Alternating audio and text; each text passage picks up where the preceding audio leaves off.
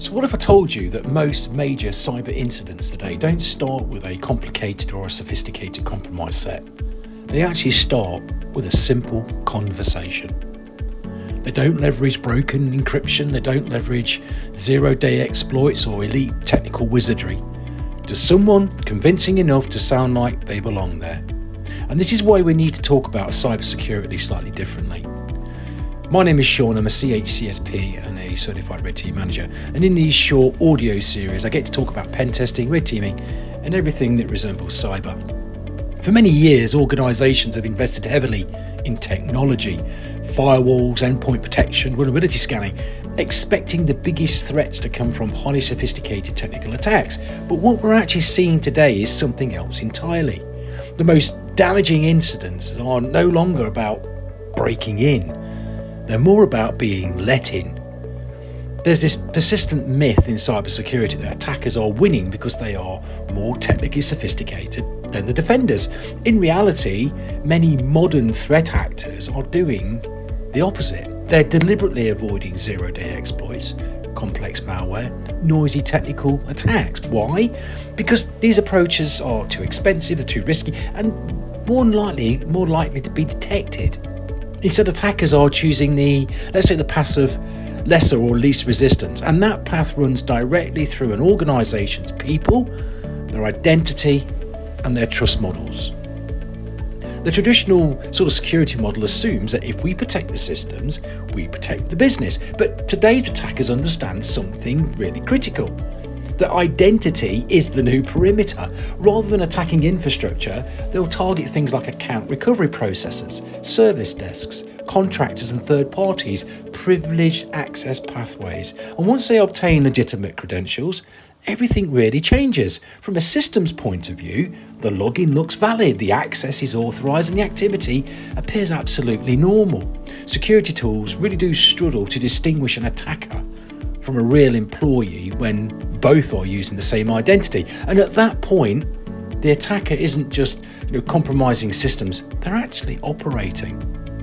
Modern organisations are built on trust. The trust between employees, trust in suppliers and partners, that trust in that operational process. Attackers are exploiting this by impersonating staff during high-pressure situations, leveraging that urgency and authority, abusing exception workflows designed to keep the business moving. These are not technical vulnerabilities, these are business vulnerabilities, and they exist simply because people are trained to be helpful. Processes are optimised for speed, and controls, unfortunately, are relaxed to avoid disruption. Ironically, the very things that make organisations efficient are what the attackers are weaponising. These attacks, work because they really do blend into normal operations. They avoid triggering traditional alerts and they exploit gaps between policy and reality. Most importantly, they often go undetected for far too long. By the time an organisation realises that something is wrong, data's probably already been exfiltrated, access is already widespread, and operational disruption really does become an unavoidable sort of aspect. At that point, the impact is no longer technical, it's a financial impact, operational impact, and most certainly a reputational impact. Cyber risk has become operational resilience risk. So the question is no longer, are our systems patched? They are absolutely a question, and it's something that should be done. But the real question is, do we know how our organisation actually behaves under pressure and how that behaviour could be exploited? Policies, diagrams, audits don't answer that. Spreadsheets don't reveal it, and compliance testing alone doesn't expose it, which leads to the most important part.